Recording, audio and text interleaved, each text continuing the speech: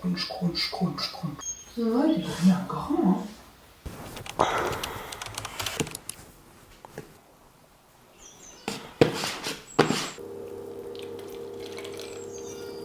Il est 6h30 du mat, donc je me suis mis dehors pour pouvoir parler un peu parce que tout le monde dort, évidemment. Évidemment que tout le monde dort, Alexia. Je vais courir. En fait, le seul moment où je peux courir, c'est maintenant parce que cet après-midi, on a des cousins qui viennent déjeuner. Ce soir, je vais au bowling avec mon copain. Je vais retirer mon t-shirt, je pense, parce qu'il fait super chaud. Enfin, là, ça va un peu mieux, mais il y avait de l'orage, clairement, toute la nuit. Donc, Moon, qu'est-ce que tu fais là-haut, pépette? Ok, guys, je parle pas très fort parce que j'ai peur de réveiller tout le monde.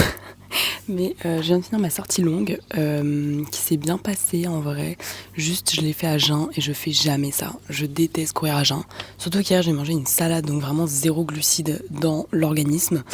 Et du coup, c'était un peu dur sur la fin. Genre, pas sur le plan cardiaque, ça va et tout. Mais sur la fin, mes jambes, mec, j'étais en mode elles avancent plus. J'ai fait 1h18. En ce moment, j'essaie toujours d'aller au-dessus d'1h15. Entre 1h15 et 1h30. Là, je crois, j'ai fait 18 et j'ai marché genre 5 minutes pour rentrer chez moi. Donc, est-ce qu'on compte comme 1h20 ? Je ne sais pas. Sur ce, je vais manger. Il est 8h et quelques. Et je vais promener mon chien. Franchement, j'ai hâte qu'il grandisse et que je puisse l'amener avec moi dans mes runs. Parce que là, du coup, je cours 1h15 et après, je dois promener mon chien 1h. C'est insup. Et j'ai également hâte de finir ce semi-marathon. Parce qu'en vrai, longue distance, ça prend tellement de temps. Genre, je sais qu'une fois que j'ai fini le semi, je vais faire une petite phase vitesse, donc sprint, etc. beaucoup plus. Et ça prend tellement moins de temps.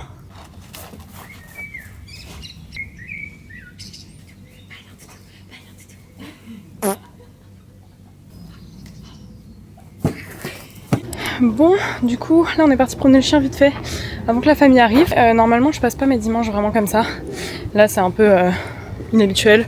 Normalement, je prends vraiment le temps, je lis la Bible, je me lève un peu plus tard le week-end. Je fais du journaling, je fais le ménage à fond. Enfin voilà, normalement j'ai une journée un peu différente et je prends le temps en après-midi de monter mes vidéos pour la semaine. Et le soir, je coach ma maman. Donc là, il n'y a rien de tout ça qui va se passer. Donc c'est un peu inhabituel, mais bon. Il y a des jours comme ça, on sort de la routine. Comme j'ai de la famille qui vient et que ce soir j'ai un petit date avec mon copain. Ça fait trop longtemps que je me suis pas habillée autrement qu'en jogging. Ça fait bizarre. J'ai l'impression d'être particulièrement fraîche du coup. Slay. Bon, au final, petit changement de plan. Avec mon copain, on va pas au bowling. Which makes me sad. En gros, il est trop fatigué parce qu'il y a eu une soirée chez lui, son coloc. Du coup, ils ont fini tard. Du coup, on va faire une soirée jeu. J'ai pris un petit Uno. Sympa. Pourquoi pas, on va jouer à Mario Kart certainement également. Et demain, on ira au bowling. Et demain matin, on s'entraîne ensemble. Donc, il fera la séance jambes avec moi. Voilà, c'est tout ce que j'ai à dire. J'ai eu le temps de bosser. J'ai plus d'essence. J'ai pas ma carte de... Bon. La merde, j'avoue. Et j'ai nettoyé ma voiture de fond en comble. On a acheté une shampooineuse. C'est trop top. Ça coûte super cher, mais c'est trop fun. Et gars, cette voiture, elle était pas à moi avant, c'est une voiture d'occasion. J'ai jamais vomi dans cette voiture, personne n'a jamais vomi dans cette voiture. Et pourtant, j'ai nettoyé la banquette arrière du coup avec la shampooineuse. Mais il sortait des trucs, mec, genre des trucs de vomi. Genre violet. Orangé, marron, dégueulasse. Dégueulasse. Donc ma voiture est toute propre, elle sent extrêmement bon. I'm very proud.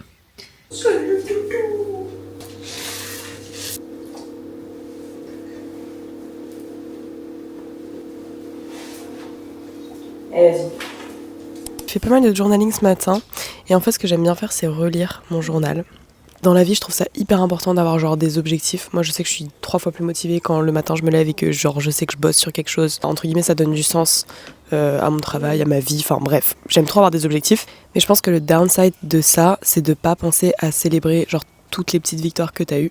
Je dis ça parce que hier j'ai reçu un DM d'une fille qui était trop mignonne, qui en gros me disait qu'elle avait réussi sa première traction grâce à mon programme, et du coup elle m'envoie une vidéo et tout. Et direct après, genre au lieu d'être en mode ah je suis trop contente, c'est trop cool et tout, elle était un peu en mode la forme est pas parfaite, j'ai plein de trucs à bosser encore, je sais, c'est pas ouf, bon c'est pas vraiment une traction, bon. Et en fait à chaque fois c'était limite en train de dénigrer l'effort qu'elle a fait.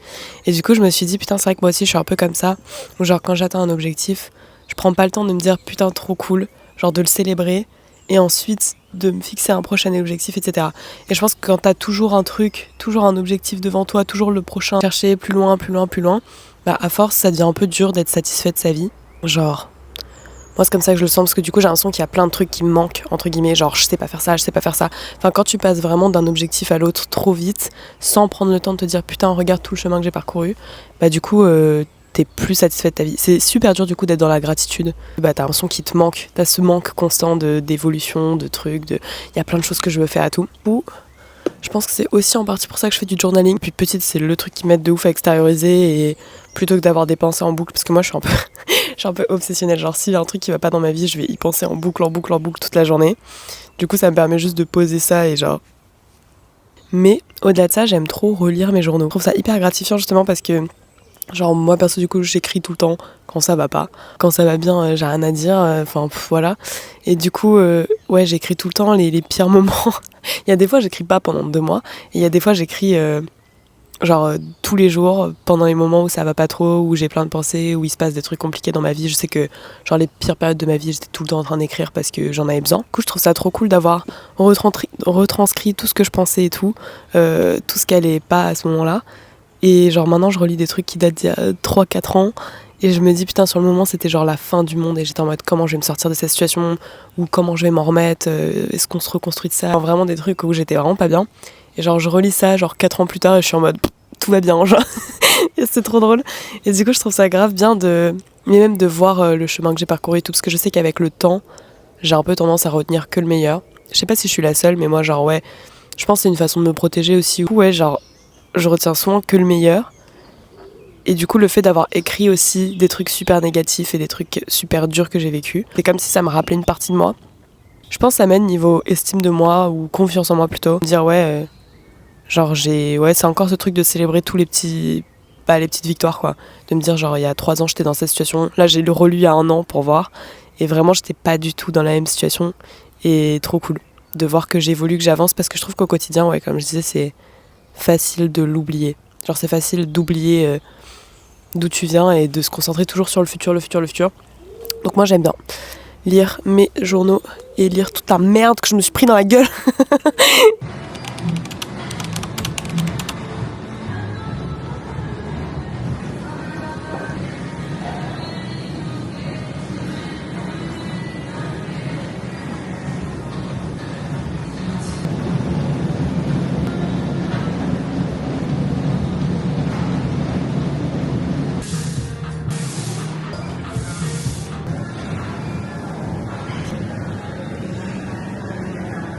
Ah, c'est pas mon bon profil alors je vais mettre là. Oh putain alors. Bah en vrai ouais, je commande juste que je trouve N'importe quoi. Moyen que ça arrive. That would be an Sur un nuage. T'as dit quoi? Elle a dit j'ai envie de péter. Non mais fit by Alexia.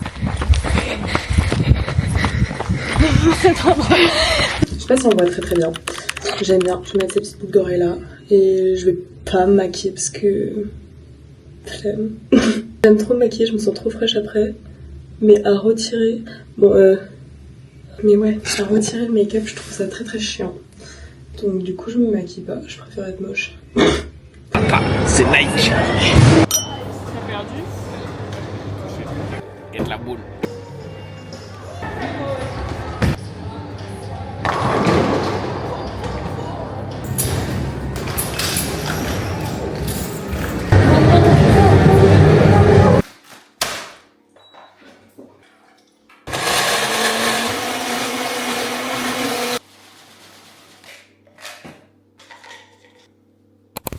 Bon, je vous accorde que le setup est un peu nul à chier, mais j'ai pas trop le choix, je voulais mettre devant ma porte comme d'habitude.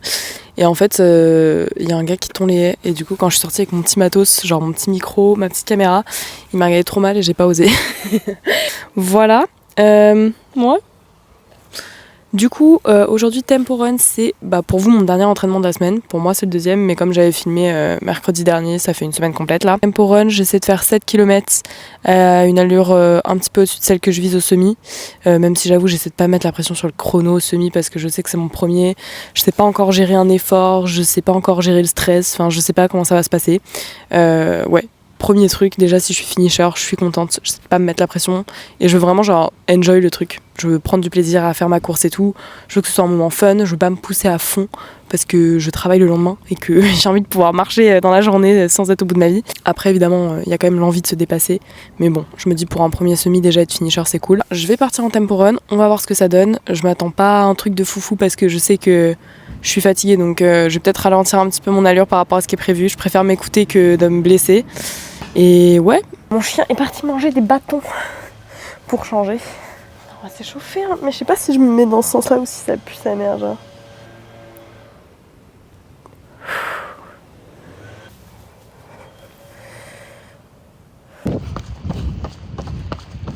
Je viens de finir mon tempo run du coup où je suis allée pour le coup plus haut que mon allure. Donc je sais que j'ai dit qu'il fallait pas augmenter la vitesse d'une semaine à l'autre. Après je suis en fin de 4 semaines, là c'est ma dernière semaine de mon cycle, donc c'est pas dramatique. Mais je sentais que j'étais vraiment bien, que c'était pas compliqué.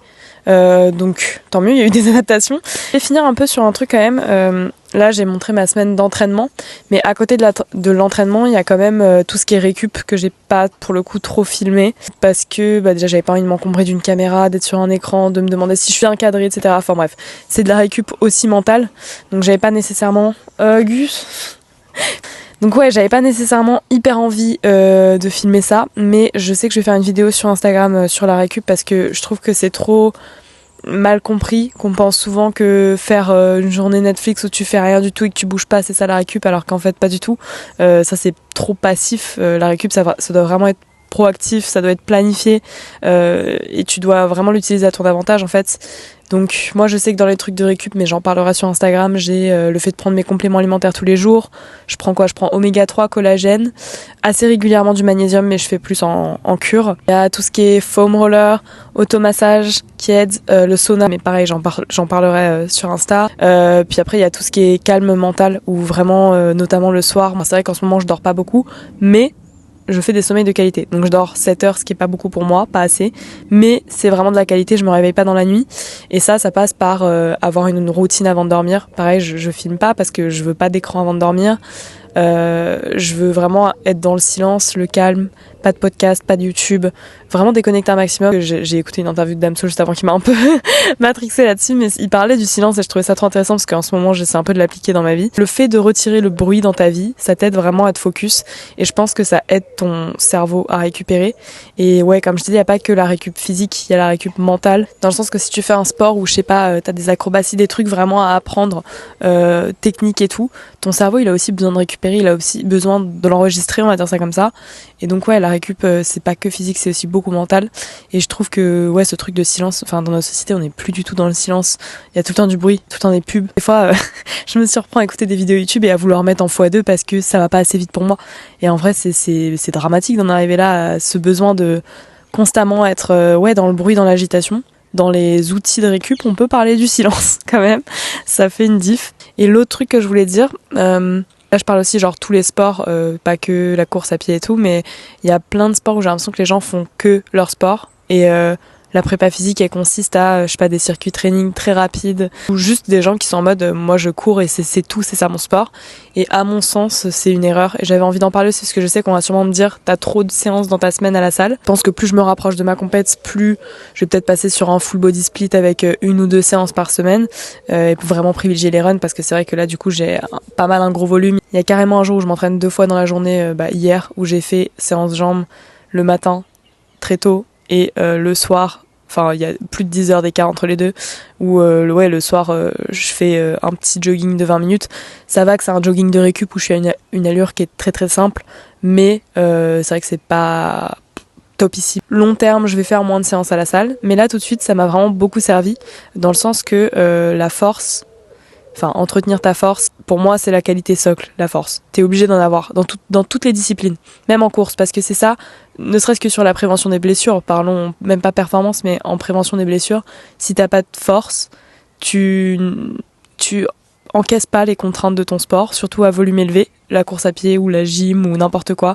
C'est quand même des sports où, parce que j'ai fait de la gym, c'est pour ça que j'en parle, mais n'importe quel autre sport où il y a beaucoup de contraintes, où t'as des grosses charges, enfin des gros volumes hebdomadaires, t'es obligé d'avoir de la force pour encaisser ça. Et sinon, ce sera blessure sur blessure. Et après, ça, c'est le taf d'un coach, j'ai envie de dire, de savoir, ok, qu'est-ce qu'on garde pas. Et c'est vrai que quand tu fais de la longue distance, vu que ça crée énormément de fatigue, je comprends ce truc de dire, je laisse de côté complètement la salle et moi, je fais que de la course et c'est ça mon sport. Et je l'entends, mais je pense que c'est une erreur. Ouais, je pense que je montrerai aussi l'affûtage parce qu'on m'a beaucoup posé des questions sur à partir de quand la compète arrivera, sachant que j'ai un peu ce truc de je suis pas du tout pro, hein, guys. Qu'on se le dise, je suis full débutante, je ne vais pas faire un chrono de ouf en compète semi. Je vais faire ce que je peux, mais ouais, je suis pas du tout pro. Je sais pas pourquoi j'y pense là, j'ai un peu le syndrome de l'imposteur en mode je parle de ça alors que j'ai jamais fait de semi, mais je m'y connais bien en prépa physique parce que c'est mon métier, ou en tout cas c'est ce que j'essaie de devenir. Je pense que ça demande encore beaucoup d'expérience et tout, puis beaucoup d'apprentissage et tout. De toute façon, c'est vraiment un métier où tu apprends tout le temps et où il faut tout le temps se remettre en question. L'affûtage, en gros, c'est quand tu réduis ton volume d'entraînement avant la compète. Moi, je sais que je vais partir sur un tapering exponentiel à vitesse lente. C'est très long comme mot. Ça veut dire je fais 2 semaines avant ma compète un petit tapering où je vais réduire de 40% mon volume de course et d'entraînement à la salle. Je verrai de toute façon selon mon programme. Bref. Et ça c'est pour la première semaine, 40% en moins. Et la semaine d'après, 10% en moins. Ça permet de retirer la fatigue un maximum, de dégager le maximum de fatigue pour mieux performer pendant la compète. Je vais aller manger et bien dormir cette nuit. Je peux dormir longtemps. That's nice. Moo! You found your moo! Je vais passer dans ton rêve, Alexia Balena.